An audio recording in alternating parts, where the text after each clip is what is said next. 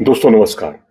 External atmosphere ये एक ऐसा शब्द है, ऐसा फ्रेज है जो इन दो दिग्गजों के बीच में एक तरह से दीवार पैदा कर रहा है और कई मतभेद पैदा कर रहा है।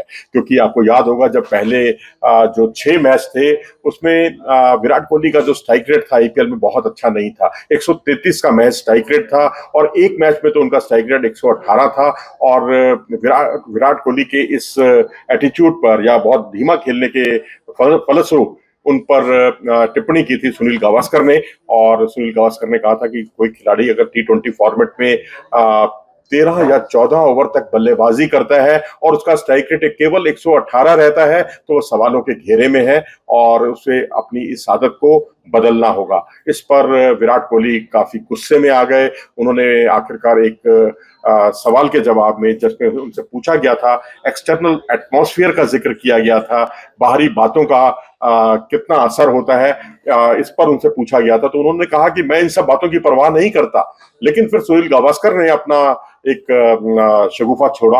उन्होंने कहा कि भाई वो भी हार मानने वालों में भला कहाँ है।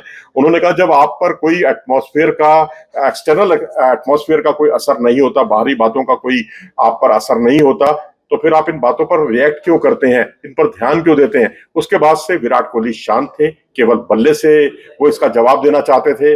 आलम यह था कि जो आखिरी 6 मुकाबले थे उसमें उनका स्ट्राइक रेट जो पहले 133 का रहा करता था, एक 6 मैचों में 193 का स्ट्राइक रेट हो गया और उन्होंने अपने ओवरऑल स्ट्राइक रेट को 155 तक पहुंचा दिया इस आईपीएल में। तो इसे कहते हैं एक माकूल जवाब देना। मैं तो कहूंगा कि सुनील गावस्कर ने एक तरह से एक ऐसी छिड़क छेड़ी है जो बहुत पॉजिटिव है और किसी भारतीय बल्लेबाज को अगर 100% देना है तो मैं समझता हूं कि इस तरह की बातें अगर सामने आती हैं, आप गुस्से में ही सही लेकिन टीम के लिए बहुत उपयोगी साबित होती हैं, आपके अपने लिए बहुत साबित होती हैं, अच्छी साबित होती हैं। तो मैं तो कहूंगा कि सुनील गावस्कर की वजह से विराट कोहली बहुत ज्यादा आगे बढ़े हैं और टी20 के फॉर्मेट की जरूरत को के हिसाब से बल्लेबाजी कर रहे हैं, यह अपने आप में दर्शनीय है। उन्होंने कहा है कि मुझे किसी को बताने की जरूरत नहीं। अब वो दोबारा से अब इस बार उन्होंने पत्ते खोले हैं और गुस्से में आकर उन्होंने यहां तक कहा, मुझे किसी को बताने की जरूरत नहीं है कि मैं कैसा प्लेयर हूं, मेरी क्या एबिलिटी है और मैं किसी से पूछता नहीं कि मैच कैसे जीता जाता है। मैं अपने हिसाब से तय करता हूं और मैंने फेल हो होकर यानी गिरकर, बार बार गिरकर मैं उठा हूं। या कहना वो ये चाह रहे हैं कि मैं बार बार फेल हो होकर मैंने सबक सीखा है और अपने परफॉर्मेंस में सुधार किया है। ये सब बाई चांस नहीं है, उनका कहना है। अगर बाई चांस होता तो आप 1 मैच जिता देते, अपनी टीम को 2 मैच जिता देते, लेकिन आप लंबे समय से अगर अपनी टीम को मैच जिता रहे हैं तो वो बाई चांस नहीं हो सकता। आप अपनी क्षमताओं का इस्तेमाल कर रहे हैं। एक तरह से उन्होंने सुनील गावस्कर पर निशाना साधा है, उन्हें माकूल जवाब देने की कोशिश की है, लेकिन दोनों बहुत बढ़िया खिलाड़ी हैं।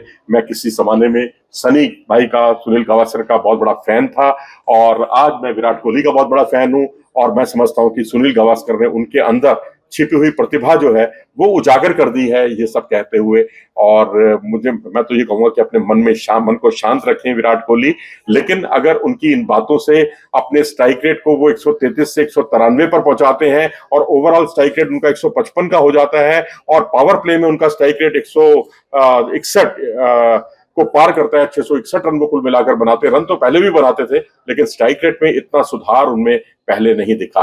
तो मैं इसके लिए सुनील गावस्कर को और विराट कोहली को, दोनों को बधाई देना चाहूंगा। अपनी राय दें इस बारे में कि क्या किसी खिलाड़ी को प्रोवोक करना एक अच्छे पॉजिटिव वे में कितना पॉजिटिव होता है, कितना आगे के लिए सकारात्मक बदलाव लाता है किसी खिलाड़ी में, इस बारे में अपनी राय जरूर दें। नमस्कार।